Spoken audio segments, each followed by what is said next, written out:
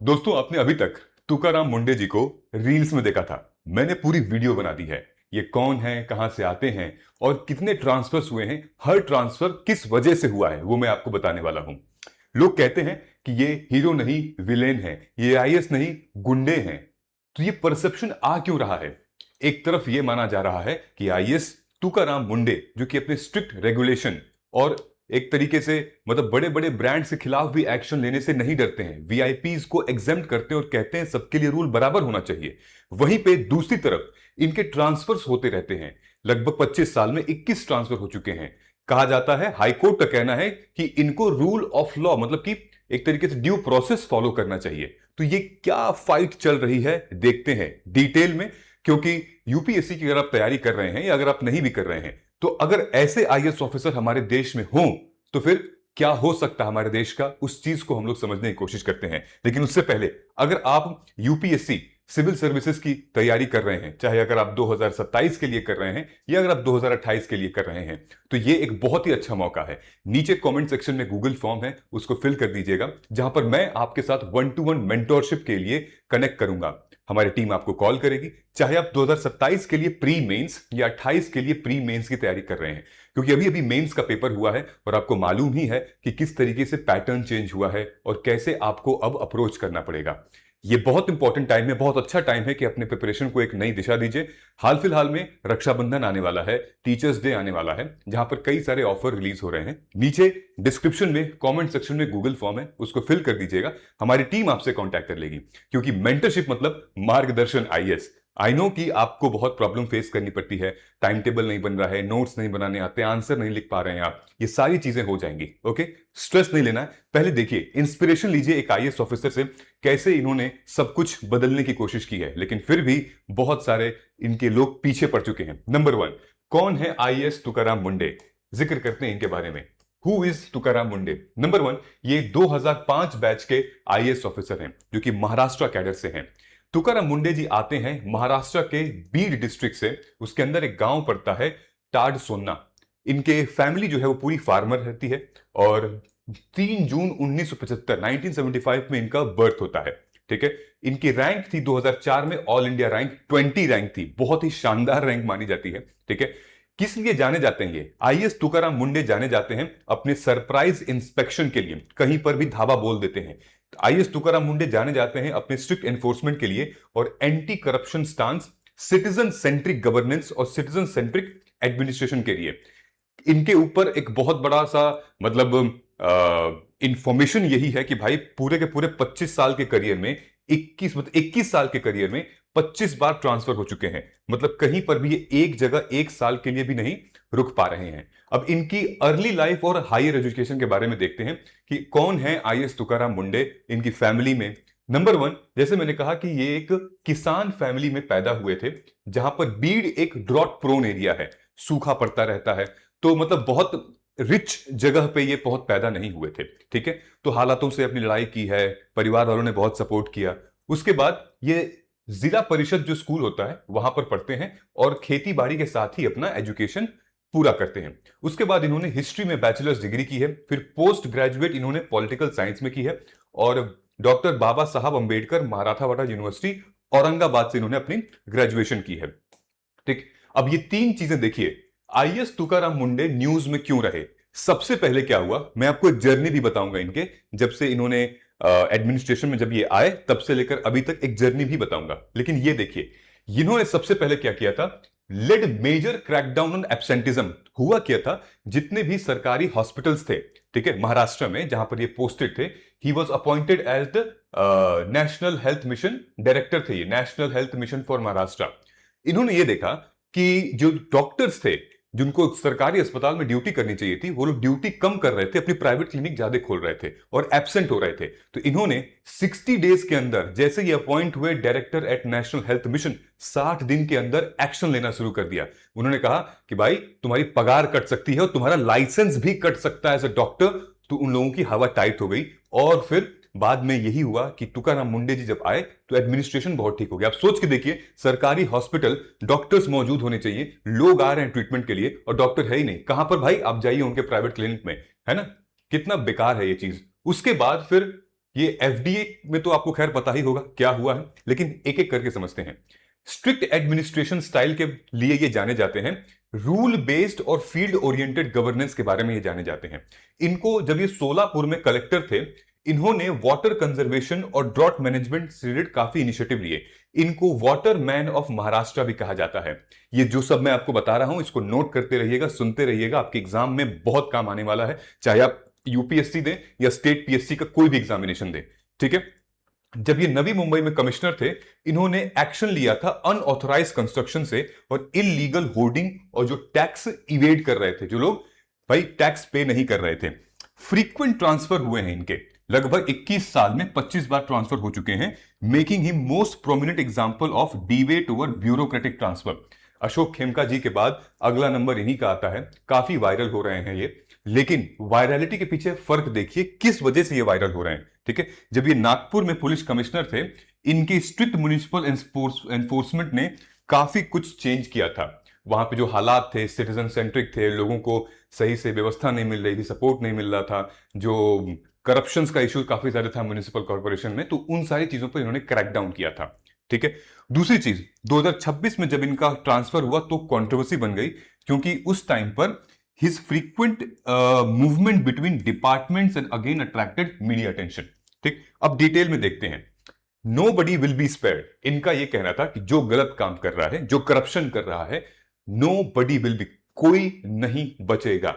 देखिए, जब ये एफडीए कमिश्नर बने महाराष्ट्र के इस साल 2026 में, तो उन्होंने क्या किया, इन्होंने पूरे स्टेट में रेड मारना शुरू कर दी, पूरे स्टेट में रेड मारना शुरू कर दी, और जिसकी वजह से काफी सारे बड़े ब्रांड्स की हालत भी टाइट हो गई थी। ठीक है। एफडीए एफडीए में जब ये कमिश्नर बने और कई जगह रेड मारी, तो पता चला कहीं पे अनसेफ है फूड, कहीं पे मतलब गुटखा टबैको इलीगल बेचा जा रहा है, कहीं पर एडल्ट्रेशन हो रहा है फूड का। ठीक। जहां पर हाई प्रोफाइल एनफोर्समेंट भी देखने को मिली है। कई सारे ऐसे प्रोमिनेंट रेस्टोरेंट हैं, ब्रांड हैं, बिजनेसेस हैं, जिनमें इन्होंने छापा मारा और ये वायरल हो गए थे। ठीक। सेलिब्रिटी एडवर्टाइजमेंट केस भी, जो लोग जुबान केसरी आता है ना, उनके ऊपर भी इन्होंने अच्छा खासा मतलब शिकंज कसा है। अजय देवगन, टाइगर श्रॉफ एंड शाहरुख खान के ऊपर, जो विमल की एडवर्टाइजिंग करते हैं, और इस पर इन्होंने आपत्ति जताई है, और इसकी वजह से मीडिया में काफी अब अटेंशन मिल चुकी है कि आखिर कोई तो आया। सबको पता है कि जुबान केसरी क्या है, ठीक है, सबको पता है सिग्नेचर पानी की बोतल नहीं है। ठीक है। तो ये सारी की सारी चीजें ना, मतलब पैसा कमाने का जरिया है, तो he has done very very good job. दूसरी चीज, जुडिशियल स्क्रूटिनी में बताया जा रहा है कि बॉम्बे हाईकोर्ट का कहना है कि भाई जो आप कर रहे हो वो ठीक है, जिस तरीके से आप एनफोर्समेंट कर रहे हो वो बेसिकली आपको ड्यू प्रोसेस फॉलो करना चाहिए। आप मतलब आप ही खुद सब फैसला नहीं ले पाएंगे, आपको प्रोसेस फॉलो करना चाहिए, आपको स्टेप बाय स्टेप फॉलो करना चाहिए। ठीक है। हालांकि तुकाराम मुंडे जी ने कहा है कि हम सब प्रोसेस फॉलो कर रहे हैं, इसमें कोई दिक्कत नहीं है। Now why did he is so famous, ये फेमस क्यों है? नंबर 1, एक तो सरप्राइज इंस्पेक्शन। कोई भी एक आईएएस ऑफिसर जब कहीं इंस्पेक्ट करने के लिए पहुंचता है तो हवा टाइट हो ही जाती है, क्योंकि उसके साथ कई सारे लोग रहते हैं। ठीक है। सरप्राइज इंस्पेक्शन में सामने वाली पार्टी रेडी तो रहती नहीं है, सरप्राइज हो जाता है, उसके साथ धप्पा हो जाता है और फिर चोरी पकड़ी जाती है। Strict enforcement, rule of law. ठीक है। संविधान सर्वोच्च है और कानून के दायरे में रहकर लोगों को काम करना चाहिए। अगर कोई करप्शन कर रहा है तो उसके ऊपर डंडा करना चाहिए। नो वीआईपी इज एक्सेप्टेड, चाहे वो मैकडोनल्ड हो या फिर कोई भी सुपरस्टार या सेलिब्रिटी का रेस्टोरेंट हो, कोई भी एग्जाम्प्ट नहीं होगा, क्योंकि वो जन सुरक्षा की बात है, पब्लिक सर्विस की बात है, जनता की बात है यहां पे। ठीक है। देन पब्लिक एक्सेसिबिलिटी, जनता जा नहीं पा रही है, जनता खा नहीं पा रही है, जनता अपनी हेल्थ, जब वो हेल्थ कमिश्नर थे तो ट्रीटमेंट नहीं करा पा रही है, तो अल्टीमेटली क्या है, अल्टीमेटली आप लोग जनता के मतलब जनता के लिए जो आप सेवक हैं वो आप तो कर ही नहीं रहे हैं। ठीक। उसके बाद फ्रीक्वेंट ट्रांसफर होते गए एक एक, फिर उसके बाद मीडिया की विजिबिलिटी से ये काफी चमक गए हैं। अब देखिए इनकी क्रोनोलॉजी मैंने निकाली है कि 21 साल में जो 25 बार ट्रांसफर हुआ है वो स्टार्ट कहां से होता है। 2004 में जब ये यूपीएससी क्लियर करके ऑल इंडिया रैंक 20 बनते हैं, तो 2005 में ये एज अ ट्रेनी बनते हैं सोलापुर, और यहीं पर वाटरमैन के नाम से इनको जाना गया था। ठीक है। सोलापुर वाटर हार्वेस्टिंग मैनेजमेंट, क्योंकि ड्रॉट अफेक्टेड एरिया था, वहां पर इन्होंने किया था। 2007 में ये देगलूर में एसडीओ थे, फिर उसके बाद सीईओ नागपुर जिला परिषद, फिर उसके बाद ट्राइबल कमिश्नर नासिक, फिर उसके बाद सीईओ रहे, देन सीईओ रहे यहां पे कल्याण में, फिर जालना में कलेक्टर रहे, फिर उसके बाद यहां से मामला चालू होता है। जब ये joint commissioner sales tax Mumbai में थे तो टैक्स इवेजन के खिलाफ काफी लोगों को मतलब स्ट्रिक्ट एक्शंस लिए थे। अपनी टीम में भी काफी ओवरहॉल इन्होंने किया था। दूसरा, सोलापुर में फिर से कलेक्टर थे। देखिए यहां पे जब ट्रेनी थे सोलापुर में, फिर यहां पे 2014 में कलेक्टर करें, यहां पर भी फिर वो वाटर वाली चीज उन्होंने की, वाटरमैन ऑफ महाराष्ट्र कहलाए। फिर यहां पर भी म्यूनिसिपल कॉर्पोरेशन नवी मुंबई, और फिर 2017 में पुणे में थे ये। तो यहां पर भी इन्होंने म्यूनिसिपल कॉर्पोरेशन से रिलेटेड काफी स्ट्रिक्ट एक्शन लिए थे। ठीक है, देन म्यूनिसिपल कॉर्पोरेशन नासिक। ठीक, तो उसके बाद कहां थे? उसके बाद आ गया 2020 से लेकर 2026 में। उसके बाद 2021 में नेशनल ह्यूमन राइट कमीशन इन्होंने हेड किया था। फिर उसके बाद ये हेल्थ सर्विस कमिश्नर, जहां पर ये एब्सेंटिज्म डॉक्टर्स के ऊपर डंडे बरसाए। फिर उसके बाद सेक्रेटरी दिव्यांग कल्याण डिपार्टमेंट। देन आप देख रहे हैं एक आईएएस ऑफिसर कितने अलग अलग डिपार्टमेंट में लीड करता है, समझ रहे हैं आप? तो इस तरीके से अगर आपको एग्जाम देना है, तैयारी करनी है, तो देखिए कितने अलग अलग, कितनी डाइवर्सिटी है। यही डाइवर्सिटी मुझे लगता है आप खोज रहे हैं, इसी के लिए आप एग्जामिनेशन दे रहे हैं। तबीयत से बढ़िया पढ़िए। मैं नहीं कह रहा हूं कि आपको एग्जैक्टली आईएएस मुंडे जैसा बनना है। आपका अपनी अलग छवि हो सकती है, आपका एक अपना अलग तरीका हो सकता है गवर्नेंस को चलाने का, एडमिनिस्ट्रेशन को चलाने का। इनका अपना अलग है।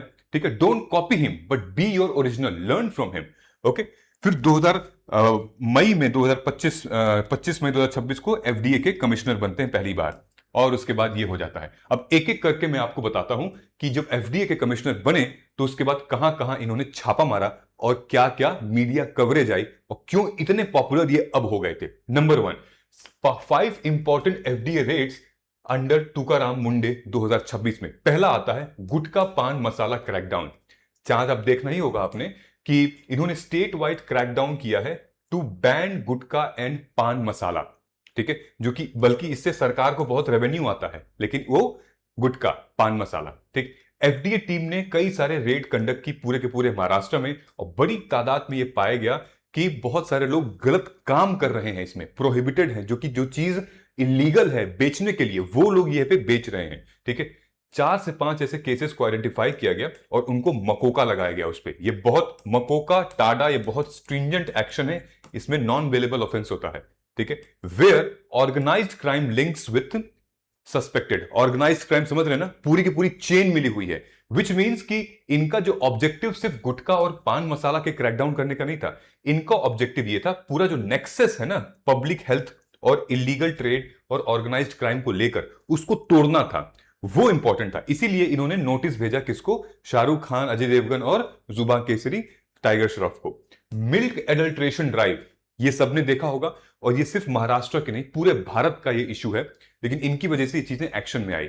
उन्होंने पूरे स्टेट में इंस्पेक्शन मतलब करना शुरू कर दिया सिंथेटिक और एडल्टरेटेड मिल्क के ऊपर। जब छापा मारा तो मालूम पड़ा कि यार कई सारे ऐसे डिस्ट्रीब्यूटर्स हैं, कई रिटेलर्स हैं, कई कलेक्शन सेंटर्स हैं, कई डेयरीज हैं, ट्रांसपोर्टेशन हैं, जिनमें भारी मात्रा में सिंथेटिक और एडल्टरेटेड मिल्क बेचा जा रहा है। ध्यान रखिएगा, ये सिर्फ दुकान पे जाकर छापा नहीं मार रहे थे, ये पूरी चेन पकड़ रहे थे। चेन जहां से शुरू हो रहा है, starting from the collection centre, dairies में, ट्रांसपोर्टर, ये हर एक जगह पे मारे, यानी कि जो सोर्स है मेन वहीं पहुंच गए थे ये। ठीक है, तो जहां पर फाइनल डिलीवरी होगी वो तो अपने आप ठीक हो जाएगा, अगर सोर्स कहां से ठीक होगा।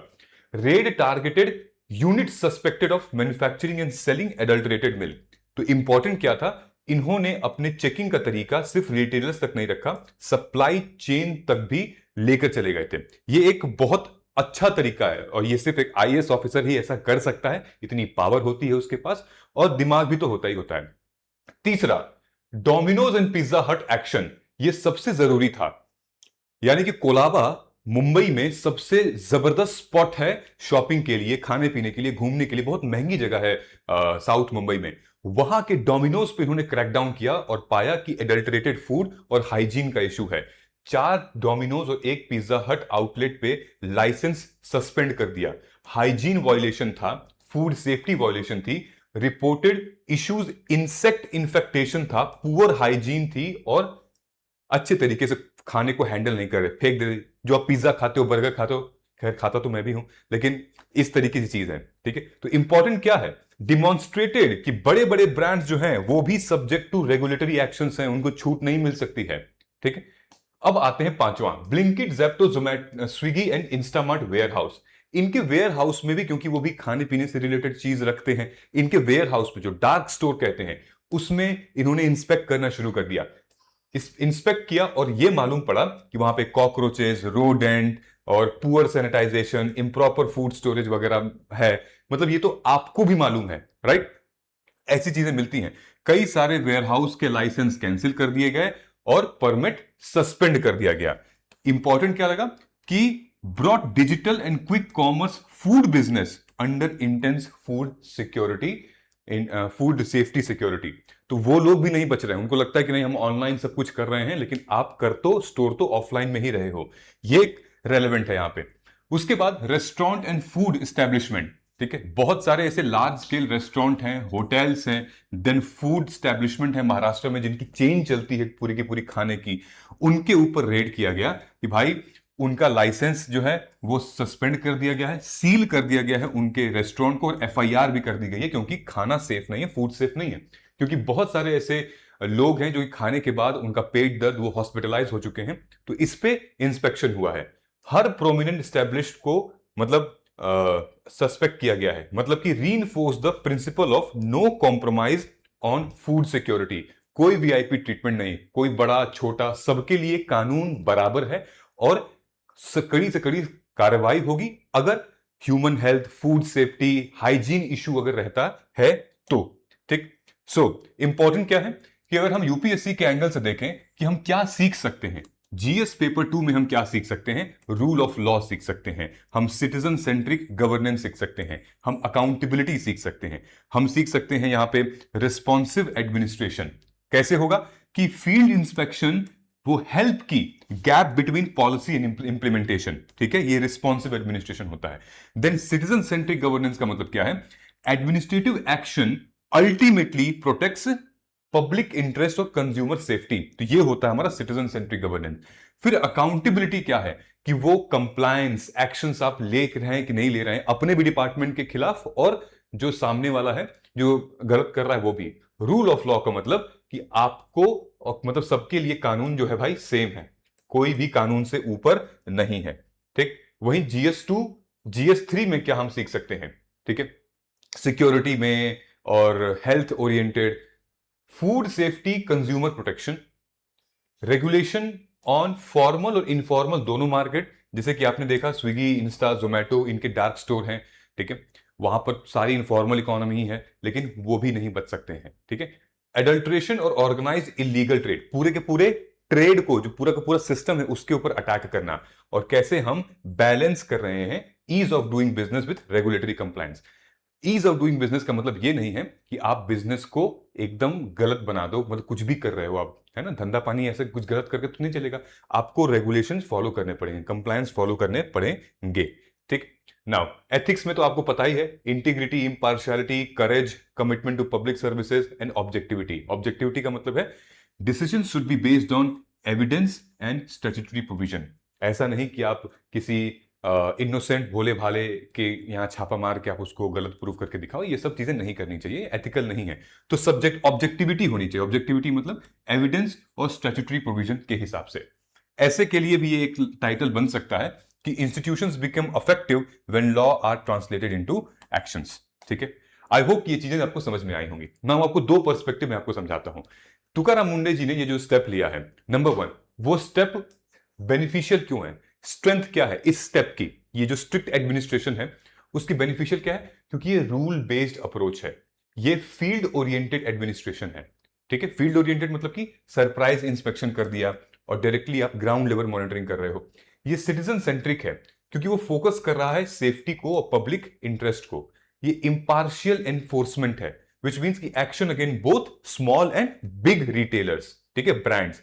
विजिबल अकाउंटेबिलिटी का मतलब क्या है कि वॉयलेशन फॉलोड बाय इंस्पेक्शन। ठीक है, पहले इंस्पेक्ट हुआ उसके बाद फिर हम ये कर रहे हैं।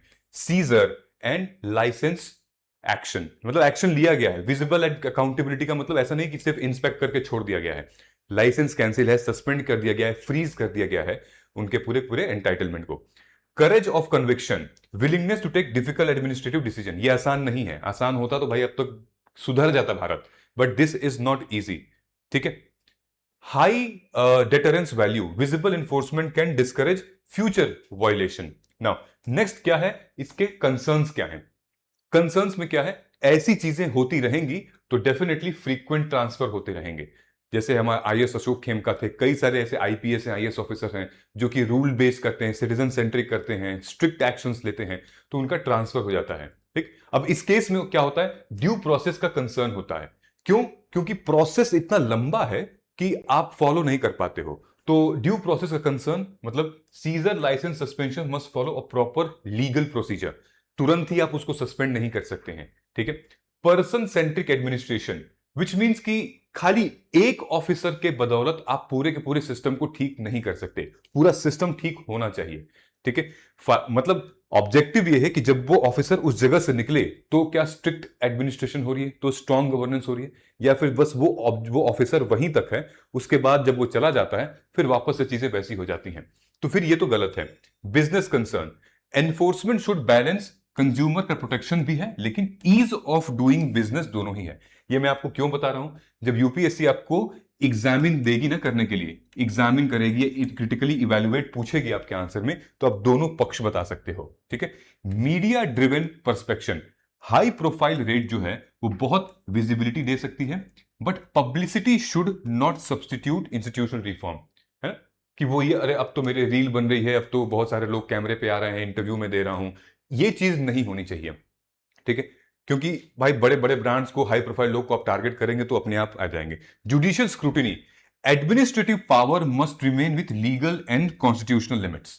ठीक, आपको भी अपने रूल ऑफ लॉ को ध्यान देना पड़ेगा। तो ये हमारा कंसर्न्स में आ गया और वो हमारा स्ट्रेंथ में आ गया। आई होप दोनों पक्ष मैंने किया हुआ है।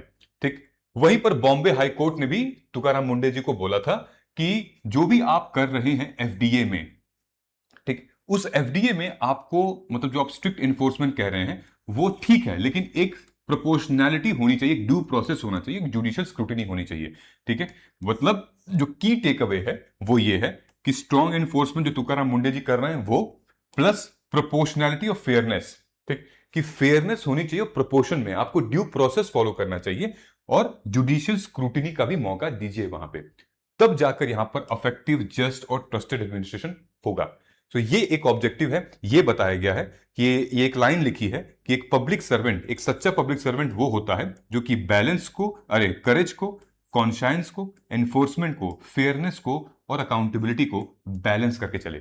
अब इतना कुछ बहुत मुश्किल हो पाता है एक आईएएस ऑफिसर के लिए, लेकिन फिर भी तुकाराम मुंडे जी ने जो किया है वो हजारों आईएएस ऑफिसर्स नहीं कर पाते हैं। उसके लिए गट चाहिए, गूदा चाहिए, हिम्मत चाहिए और एक विजन चाहिए। ठीक है। चलिए, आई थिंक वो क्लैरिटी आपको बन चुकी होगी। सो तुकाराम मुंडे जी का ये पूरा कंक्लूजन मैं ये करना चाहता हूं कि the case study is a courageous public administration. ठीक है। Starting from from the field.